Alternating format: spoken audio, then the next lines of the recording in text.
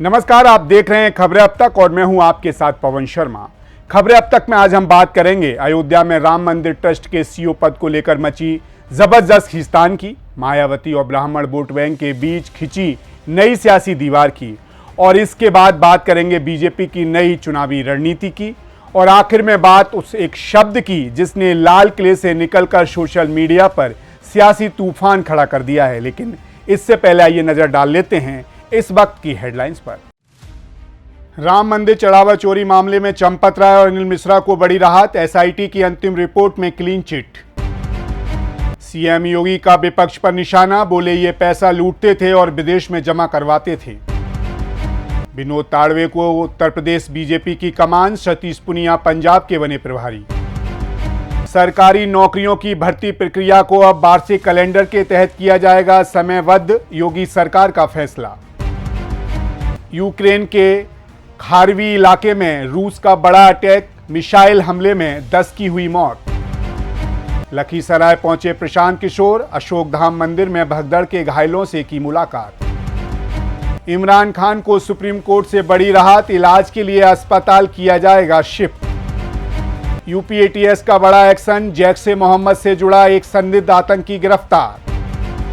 सोने चांदी के भाव में आज गिरावट, सोना 940 रुपए सस्ता, चांदी भी 2400 रुपए गिरी। शेयर बाजार में बिकवाली, सेंसेक्स 492 अंक लुढ़का, निफ्टी 24,200 के नीचे। हेडलाइंस के बाद खबरें अब तक में एक बार फिर आपका स्वागत है। रुक करते हैं खास मुद्दों की ओर। सरकारी नौकरी में कुर्सी के लिए मारामारी तो आपने खूब सुनी होगी, लेकिन अयोध्या में इस बार मामला थोड़ा अलग है। यहाँ कुर्सी एक मंदिर की है और दावेदारों की कतार में आम नौकरी तलाशने वाले नहीं, बल्कि रिटायर्ड आईएएस आईपीएस अफसर, पूर्व फौजी, कॉर्पोरेट दिग्गज और टेक्नोलॉजी एक्सपर्ट खड़े हैं। राम मंदिर ट्रस्ट के सीईओ के पद के लिए 5,585 लोगों ने आवेदन किया और छटनी के बाद 16 उम्मीदवार इंटरव्यू की चौखट तक पहुंचे। अब सवाल ये नहीं कि राम मंदिर का सीईओ कौन बनेगा, सवाल थोड़ा रोचक है। आखिर इस कुर्सी में ऐसा क्या है कि रिटायरमेंट के बाद भी बड़े बड़े अफसर फिर से ड्यूटी पर लौटने को तैयार हैं? क्या ये सिर्फ सेवा और आस्था का आकर्षण है, या फिर अयोध्या में बन चुकी उस ताकतवर प्रशासनिक कुर्सी का ग्लैमर है, जहां एक फैसले की गूंज मंदिर परिसर से निकलकर लखनऊ, दिल्ली और पूरे देश तक पहुंच सकती है? आइए समझते हैं। अयोध्या में इन दिनों एक ऐसी कुर्सी को लेकर मुकाबला है जिसकी ताकत सिर्फ सरकारी फाइलों में नहीं, बल्कि देश की आस्था, प्रशासन और करोड़ों लोगों की नजरों में छिपी है।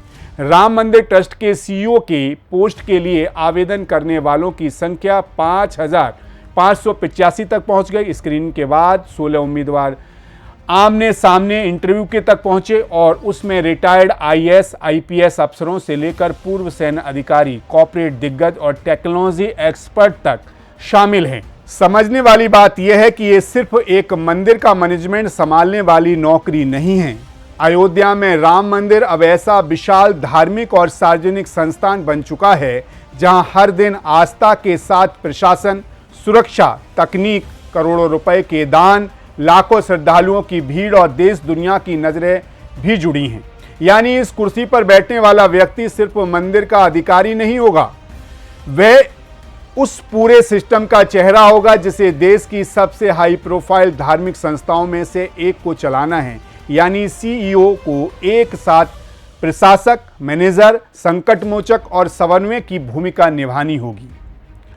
एक रिटायर्ड अफसर जिसने दशकों तक जिले, विभाग या सरकारी संस्थान संभाला हो, उसके लिए रिटायरमेंट के बाद ऐसी भूमिका हासिल करना कैरियर का बेहद चर्चित अध्याय बन सकता है। यानी ये सिर्फ नौकरी नहीं, एक बड़ी सियासत का हिस्सा बनने का मौका भी है।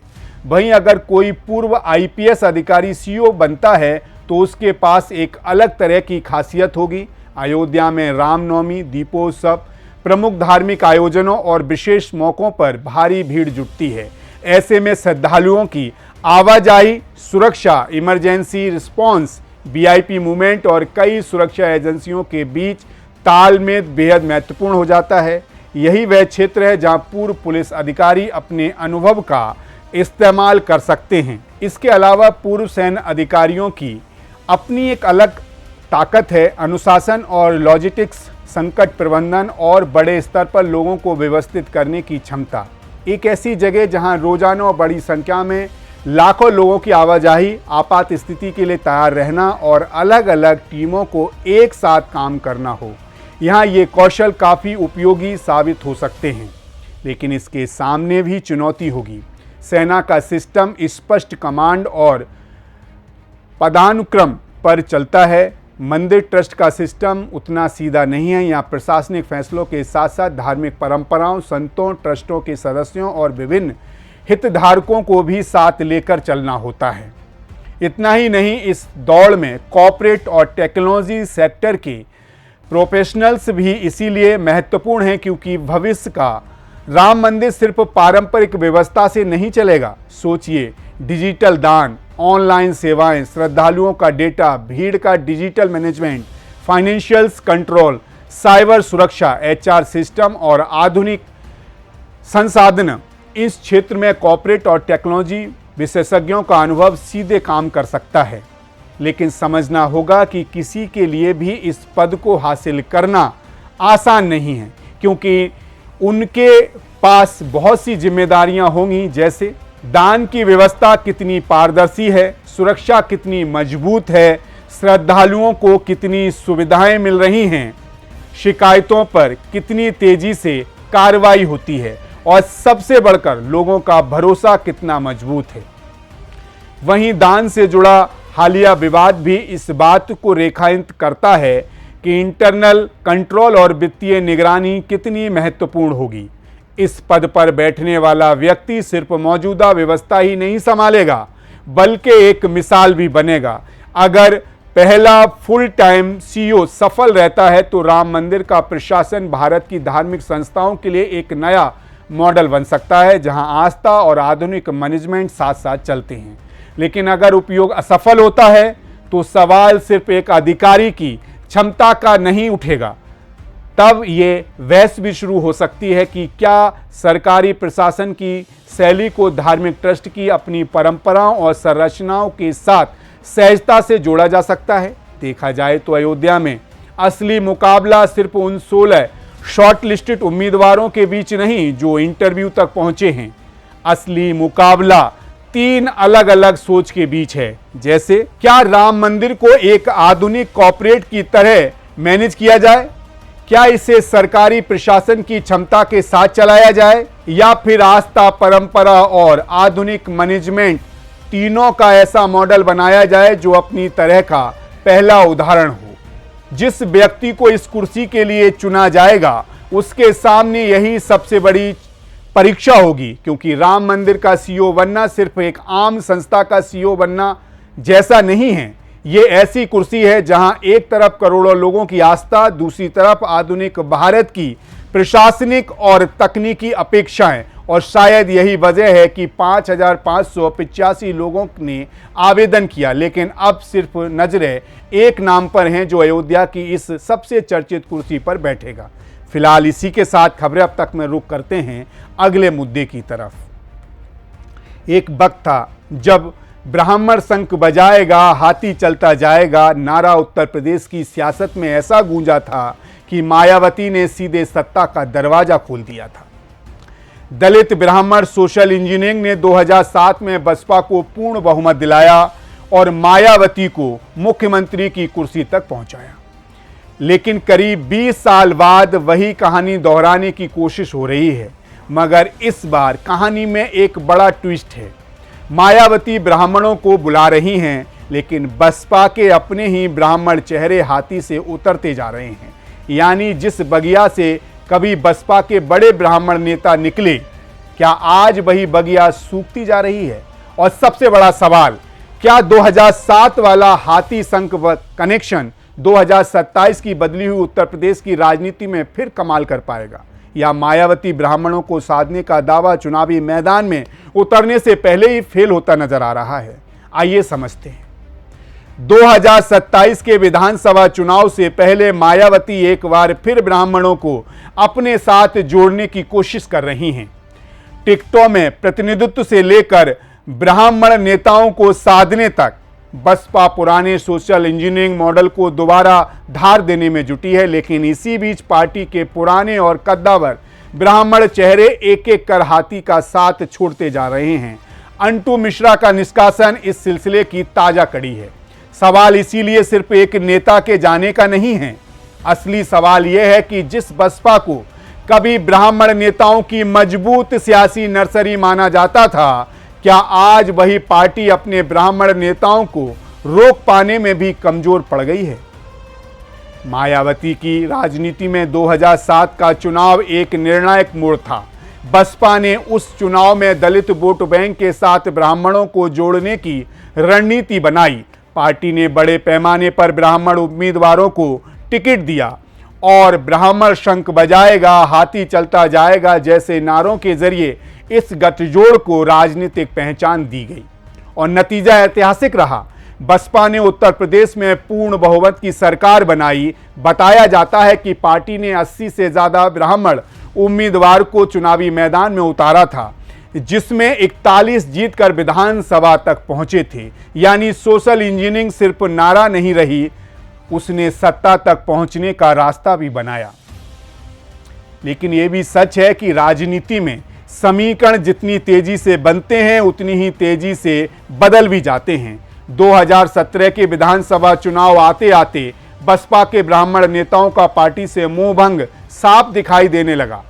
कई ऐसे चेहरे जिन्होंने अपनी राजनीतिक पारी बसपा के साथ शुरू की थी और पार्टी के सत्ता के दौर में महत्वपूर्ण भूमिका भी निभाई थी, धीरे धीरे दूसरे राजनीतिक दलों की ओर चले गए। इनमें सबसे चर्चित नाम ब्रजेश पाठक का है। बसपा ने उन्हें राज्यसभा भेजा था, लेकिन 2017 के विधानसभा चुनाव से पहले उन्होंने भारतीय जनता पार्टी का दामन थाम लिया। आज वह उत्तर प्रदेश सरकार में उप मुख्यमंत्री की भूमिका में हैं। यानी जिस नेता को कभी मायावती ने संसद भेजा था, वही आगे चलकर भारतीय जनता पार्टी के सत्ता तंत्र का महत्वपूर्ण चेहरा बन गया। इसके अलावा पूर्व मंत्री नकुल दुबे ने 2022 में बसपा छोड़कर कांग्रेस का रुख किया। राकेश धर द्विवेदी, रंगनाथ मिश्रा, विनय शंकर तिवारी जैसे कई ब्राह्मण नेता भी अलग अलग समय पर बसपा से दूर होते चले गए। अब सवाल यह है कि जब पुराना प्रयोग कमजोर पड़ चुका है तो मायावती फिर उसी रास्ते पर क्यों लौट रही हैं? इसका सीधा जवाब है, उत्तर प्रदेश की चुनावी राजनीति में सिर्फ एक जाति आधार के सारे सत्ता की लड़ाई लड़ना मुश्किल है। बसपा का मूल आधार दलित वोट बैंक रहा है, लेकिन 2007 में मायावती ने दिखाया था कि दलितों के साथ अगर दूसरी प्रभावशाली सामाजिक ताकत को जोड़ लिया जाए तो सत्ता का समीकरण बदला जा सकता है। 2027 से पहले बसपा शायद उसी पुराने प्रयोग का नया संस्करण तैयार करना चाहती है। फर्क सिर्फ इतना है कि 2007 में ये प्रयोग अपने चरम पर था, जबकि अब इसे दोहराना कठिन दिखाई पड़ता है। ब्राह्मणों में बसपा के साथ जोड़ने की रणनीति में सतीश चंद्र मिश्र लंबे समय से मायावती के सबसे अहम सियासी सहयोगी रहे हैं। 2007 के सोशल इंजीनियरिंग मॉडल में उनकी भूमिका बेहद महत्वपूर्ण मानी गई थी। अब जब बसपा दोबारा ब्राह्मणों के बीच अपनी जमीन तलाश रही है तो मिश्रा जी की भूमिका फिर महत्वपूर्ण हो जाती है। पार्टी के सामने चुनौती ये है कि सिर्फ सम्मेलन करने या टिकट देने से ब्राह्मण मतदाता वापस आएगा या नहीं। 2007 में जिस सामाजिक गठजोड़ के पीछे संगठन, नेतृत्व और स्थानीय स्तर के प्रभावशाली चेहरे थे, क्या वही ढांचा आज भी मौजूद है? वहीं सबसे बड़ा सवाल है, क्या ब्राह्मण वोटर को साधने के पुराने हथियार फिर आजमाए जा रहे हैं? क्या बसपा ने पिछले कुछ वर्षों में भी ब्राह्मणों को अपने साथ जोड़ने की कोशिश की है? 2021 में पार्टी ने ब्राह्मण सम्मेलन के जरिए इस समुदाय को संदेश देने की कोशिश की। मायावती ने समय समय पर भारतीय जनता पार्टी और सपा की सरकारों पर ब्राह्मणों की उपेक्षा का आरोप भी लगाया। वहीं अब 2027 के लिए पार्टी ने ब्राह्मण उम्मीदवारों को टिकट देने का भी संकेत दिया है कि ब्राह्मण बसपा की सोशल इंजीनियरिंग में फिर से महत्वपूर्ण भूमिका निभा सकते हैं। लेकिन यहाँ भी सवाल वही है कि क्या टिकट और राजनीतिक बयानबाजी ब्राह्मण वोटर को वापस हाथी के साथ ला पाएगी? दरअसल बसपा के लिए सबसे बड़ी चुनौती सिर्फ ब्राह्मण नेताओं का पार्टी से जोड़ना नहीं, उससे बड़ा सवाल है कि ब्राह्मण मतदाता अब किस राजनीतिक विकल्प को अपने लिए सबसे बेहतर मानता है। 2007 के मुकाबले आज उत्तर प्रदेश की राजनीति पूरी तरह बदल चुकी है। भारतीय जनता पार्टी का ब्राह्मणों के बीच मजबूत राजनीतिक आधार है। सपा भी पिछड़ा, दलित और पीडीए की राजनीति के साथ अलग अलग सामाजिक समूहों को जोड़ने की कोशिश कर रही है। ऐसे में बसपा के सामने सिर्फ ब्राह्मणों को बुलाने की चुनौती है, बल्कि ये भरोसा पैदा करने की चुनौती है कि दलित ब्राह्मण गठजोड़ एक बार फिर राजनीतिक रूप से व्यवहारिक और चुनाव जिताऊ विकल्प बन सकता है। यानी देखा जाए तो मायावती के सामने 2027 का चुनाव इसलिए भी महत्वपूर्ण है क्योंकि बसपा को अपना राजनीतिक आधार दोबारा मजबूत करना है। 2007 में सोशल इंजीनियरिंग ने बसपा को सत्ता तक पहुंचा दिया था, लेकिन 2022 तक आते आते पार्टी का चुनावी प्रदर्शन काफी कमजोर हो चुका था। ऐसे में 2027 में ब्राह्मणों को दोबारा साधने की कोशिश सिर्फ एक समुदाय को जोड़ने की कवायद नहीं, बल्कि बसपा को पुराने चुनावी मॉडल को पुनर्जीवित करने की कोशिश है। सवाल सिर्फ इतना नहीं कि ब्राह्मण मायावती के साथ आएंगे या नहीं, सवाल यह है कि क्या मायावती 2007 की वाली सोशल इंजीनियरिंग को 2027 की बदली हुई राजनीति में फिर से जिंदा कर पाएंगी। क्योंकि इस बार सिर्फ ब्राह्मण शंख बजाएगा, हाथी चलता जाएगा कहना काफी नहीं होगा। हाथी को फिर से दौड़ने के लिए ब्राह्मण नेताओं का भरोसा, ब्राह्मण वोटरों का समर्थन और जमीन पर मजबूत संगठन, तीनों को एक साथ वापस लाना होगा। फिलहाल इसी के साथ खबरें अब तक में रुक कर लेते हैं अगली खबर की ओर।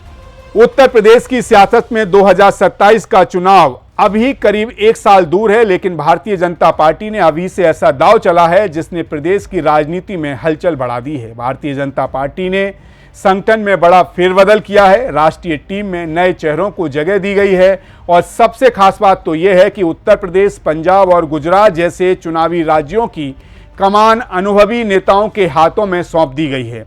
उत्तर प्रदेश के लिए विनोद तावड़े को प्रभारी बनाया गया है। जगदीश ईश्वर भाई पटेल को शह प्रभारी की जिम्मेदारी मिली है। पंजाब की कमान सतीश पुनिया को और गुजरात की जिम्मेदारी तरुण चुग को दी गई है। लेकिन कहानी सिर्फ प्रभारियों की नियुक्ति तक सीमित नहीं है। भारतीय जनता पार्टी की नई राष्ट्रीय टीम में उत्तर प्रदेश से 8 चेहरों को जगह मिली है और इन 8 नामों में ब्राह्मण, ओबीसी, दलित, मुस्लिम और महिला प्रतिनिधित्व का पूरा सियासी गढ़ दिखाई दे रहा है। यानी सवाल सीधा है, क्या भारतीय जनता पार्टी ने संगठन का नया चेहरा बनाया है या 2027 का चुनावी समीकरण भी साथ साथ साधने की कोशिश की गई है। एक तरफ समाजवादी पार्टी का पीडीए, दूसरी तरफ ओबीसी का ओबीसी और दलित आधार, सवर्ण वोट बैंक को साधने की चुनौती, महिला वोटरों को साथ रखने की कोशिश और मुस्लिम समाज तक पहुंच बढ़ाने की राजनीति या यूं कहें रणनीति। तो आखिर बीजेपी की नई टीम में उत्तर प्रदेश के उन 8 चेहरों को जगह देने के पीछे क्या है पूरा खेल, आइए आपको समझाते हैं। भारतीय जनता पार्टी के अध्यक्ष नितिन नवीन की अगुवाई में घोषित नई टीम को पार्टी की पहली राष्ट्रीय संगठनात्मक कवायद माना जा रहा है। इस टीम में कई नए चेहरों को जगह दी गई है, वहीं अनुभवी नेताओं को भी महत्वपूर्ण जिम्मेदारियां दी गई हैं। सबसे पहले अगर उत्तर प्रदेश की बात करें तो बीजेपी ने महाराष्ट्र के वरिष्ठ नेता और पार्टी के राष्ट्रीय महासचिव एवं राज्यसभा सांसद विनोद तावड़े को उत्तर प्रदेश का चुनावी प्रभारी बनाया है।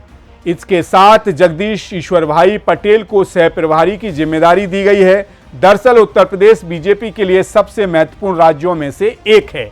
यहां 2027 में विधानसभा चुनाव होना है और इसी वजह से संगठन की कमान ऐसे नेताओं को देना काफी अहम माना जा रहा है जिनके पास चुनावी प्रबंधन और संगठन चलाने का लंबा अनुभव है। आपको बता दें, विनोद तावड़े को बीजेपी के भीतर एक कुशल रणनीतिकार के तौर पर भी देखा जाता है। महाराष्ट्र की राजनीति में लंबे समय तक सक्रिय रहने वाले तावड़े संगठन को जमीनी स्तर पर मजबूत करने और चुनावी मैनेजमेंट के लिए जाने जाते हैं। अब 2027 के उत्तर प्रदेश चुनाव में उनके सामने सबसे बड़ी चुनौती बीजेपी के मौजूदा संगठन को मजबूत करना होगा, साथ ही कार्यकर्ताओं को सक्रिय रखना होगा और अलग अलग सामाजिक समूहों के बीच पार्टी की पकड़ बनाए रखना होगा। वहीं उनके साथ सह प्रभारी बनाए गए जगदीश ईश्वर भाई पटेल गुजरात के वरिष्ठ बीजेपी नेता, वह राष्ट्रीय मंत्री और संगठन में लंबे समय तक कमान संभाल चुके हैं। गुजरात में शहरी और ग्रामीण स्तर पर बूथ संगठन को मजबूत करने का अनुभव उनके पास है। यानी उत्तर प्रदेश में एक तरफ तावड़े का चुनावी रणनीति और संगठन का अनुभव, तो दूसरी तरफ पटेल का बूथ मैनेजमेंट और गुजरात मॉडल का अनुभव। अब बात पंजाब की करें तो बीजेपी ने सतीश पूनिया को पंजाब का प्रभारी बनाया है। पूनिया बीजेपी के राष्ट्रीय महासचिव और राज्यसभा सांसद हैं। राजस्थान बीजेपी के पूर्व प्रदेश अध्यक्ष और राजस्थान विधानसभा में उपनेता प्रतिपक्ष रह चुके सतीश पूनिया को संगठन का मजबूत चेहरा माना जाता है। दरअसल पंजाब में 2027 में विधानसभा के चुनाव होने हैं। यहां आम आदमी पार्टी की सरकार है और बीजेपी के सामने सबसे बड़ी चुनौती अपना संगठन मजबूत करना और चुनावी आधार को बनाना है। सतीश पूनिया छात्र राजनीति के दौरान एबीपी से जुड़े रहे और युवा मोर्चा के जरिए राजनीति में आगे बढ़े। ऐसे में संगठनात्मक अनुभव के आधार पर पार्टी ने उन्हें पंजाब की जिम्मेदारी दी है। वहीं अब आते हैं गुजरात की, तो गुजरात बीजेपी का मजबूत गढ़ माना जाता है, लेकिन आगामी चुनाव को देखते हुए यहां भी संगठन को मजबूत रखने में कोई कसर नहीं छोड़नी चाहती है बीजेपी। बीजेपी ने राज्यसभा सांसद और राष्ट्रीय महामंत्री तरुण चुग को गुजरात का प्रभारी बनाया है। तरुण चुग लंबे समय से पार्टी संगठन में अहम जिम्मेदारियां संभालते आ रहे हैं। वह राष्ट्रीय कार्यालय प्रभारी की जिम्मेदारी भी संभाल चुके हैं और संगठन के भीतर उनकी मजबूत पकड़ मानी जाती है। यानी उत्तर प्रदेश, पंजाब और गुजरात तीनों राज्यों में बीजेपी ने अनुभवी नेताओं को आगे करके चुनावी तैयारी को तेज करने का संकेत दिया है। आपको बता दें, भारतीय जनता पार्टी की नई राष्ट्रीय टीम में उत्तर प्रदेश से 8 नेताओं को जगह मिली है। पिछली टीम में उत्तर प्रदेश से 7 चेहरे थे। इस बार संख्या बढ़कर 8 हो चुकी है, जिसमें स्मृति ईरानी, हरीश द्विवेदी, रेखा वर्मा, तारिक मंसूर, भोला सिंह, संगीता यादव, अमरपाल मौर्य, कुमार वाशिद अली का नाम शामिल है। और इन नियुक्तियों को अगर सामाजिक नजरिए से देखें तो तस्वीर और दिलचस्प हो जाती है। जी हां, ब्राह्मण चेहरा, ओबीसी चेहरा, दलित चेहरा, मुस्लिम चेहरे, महिला चेहरे, यानी भारतीय जनता पार्टी ने एक ही टीम के जरिए उत्तर प्रदेश की कई सामाजिक समूहों को संदेश देने की कोशिश की है। दरअसल ऐसा इसलिए क्योंकि अब उत्तर प्रदेश में पार्टी नहीं चाहती कि किसी भी सामाजिक समूह में नाराजगी चुनाव से पहले बड़ा रूप ले, और यहीं से बीजेपी की नई टीम का अगला चेहरा सामने आता है।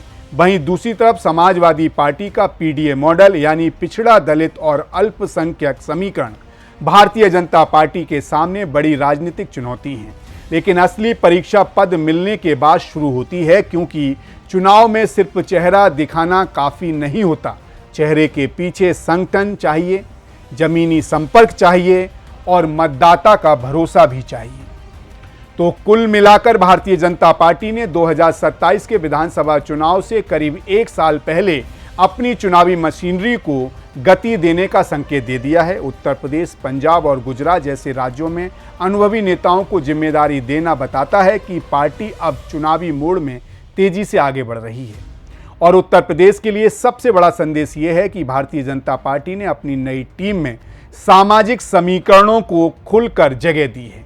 ब्राह्मणों से लेकर ओबीसी तक, दलित से लेकर मुस्लिम तक, महिलाओं से लेकर अनुभवी चुनावी चेहरों तक, भारतीय जनता पार्टी ने एक ही टीम में कई सामाजिक और राजनीतिक संदेश देने की भरपूर कोशिश की है। लेकिन 2027 का चुनाव अभी दूर है और राजनीति में 1 साल बहुत लंबा समय होता है। इस दौरान मुद्दे बदलेंगे, समीकरण बदलेंगी, गठबंधन बदल सकते हैं, नेताओं की भूमिका बदल सकती है और जनता का मूड भी कभी भी बदल सकता है।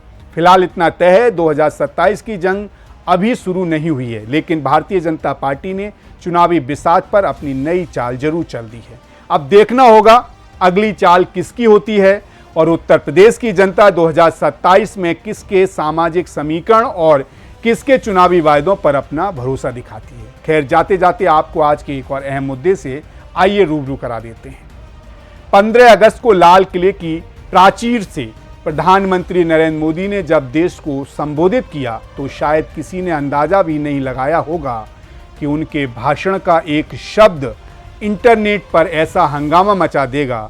जहां पीएम मोदी ने जंगलों में हथियार उठाने वाले नक्सलियों पर सरकार की बड़ी कामयाबी का जिक्र तो किया, लेकिन साथ ही एक नया शब्द उछाल दिया, दिमागी नक्सल। पीएम मोदी ने चेतावनी दी कि बंदूक वाले नक्सली भले ही बैकफुट पर हों, लेकिन विचारधारा के जरिए युवाओं का ब्रेन वॉश करने वाले दिमागी नक्सल अभी भी देश में अशांति फैलाने की फिराक में हैं। उन्होंने ऐसे लोगों को पहचानने और समाज से अलग थलग करने का जोरदार आह्वान किया। पीएम का ये बयान सामने आते ही सियासत से लेकर सोशल मीडिया तक बारूद की तरह फैल गया। एक तरफ जहां विपक्षी कांग्रेस पार्टी ने इस नई नीति को सरकार की हताशा का पक्का सबूत करार देते हुए कड़ा हमला बोला, वहीं दूसरी तरफ इंटरनेट की जनता ने इसे बिल्कुल ही अलग रंग दे दिया। जी हां, पीएम मोदी के इस बयान के कुछ ही घंटों के भीतर इंस्टाग्राम, एक्स और फेसबुक पर व्यंग और कटाक्ष की बाढ़ आ गई। इसी माहौल के बीच एंट्री हुई दिमागी नक्सल पार्टी की। प्रधानमंत्री के भाषण से निकले शब्द को ढाल बनाकर बने इस इंस्टाग्राम पेज ने ऐसी रफ्तार पकड़ी कि रातों रात 1.8 लाख से ज्यादा फॉलोअर्स का आंकड़ा पार कर लिया गया। यही नहीं, बयानों में फाउंडर की जगह दिमागी भारतीय को फाउंडर की जगह 56 इंच का कोई लिखकर तगड़ा राजनीतिक तंज कसा गया। आपको बता दें, ड्रामा यहीं खत्म नहीं हुआ। सोमवार को इस कथित पार्टी ने एक्स पर दावा किया कि उनके इंस्टाग्राम पेज पर साइबर अटैक हुआ है। उन्होंने लिखा कि वे शहीद भगत सिंह के विचारों को मानने वाले हैं और अगर उन्हें एंटी नेशनल कहकर दबाने या अकाउंट सस्पेंड करने की कोशिश की गई तो ये भगत सिंह की विचारधारा का अपमान होगा। लाल किले के भाषण से शुरू हुआ ये शब्द अब राजनीतिक बहस से निकलकर सोशल मीडिया के सबसे धमाकेदार डिजिटल विरोध का चेहरा बन चुका है। तो आज की खबरें अब तक में आपने देखा कि अयोध्या में राम मंदिर ट्रस्ट के सीईओ की एक कुर्सी के लिए किस तरह हजारों दावेदार सामने आए। वहीं दूसरी तरफ उत्तर प्रदेश की सियासत में मायावती के सामने 2007 वाला सोशल इंजीनियरिंग मॉडल दोहराने की चुनौती है। उधर बीजेपी ने 2027 की चुनावी तैयारियों को रफ्तार देते हुए संगठन की नई बिसात बिछा दी है। यानी साफ है 2027 का चुनाव भले ही अभी दूर हो, लेकिन सियासी बिसात बिछनी शुरू हो चुकी है। अब इन तमाम मुद्दों का असर आने वाले दिनों में किस तरह दिखाई देता है, कौन सा समीकरण किसके पक्ष में जाता है और 2027 की सियासी तस्वीर किस करवट बैठती है, इस पर हमारी नज़र लगातार बनी रहेगी। फिलहाल खबरें अब तक में आज के लिए बस इतना ही। फिर आपसे मुलाकात होगी कुछ और नई खबरें और उनके पीछे छिपे बड़े सच के साथ। तब तक आप बने रहिए सी न्यूज़ भारत के साथ। हर खबर आपके साथ, आपके हाथ। नमस्कार।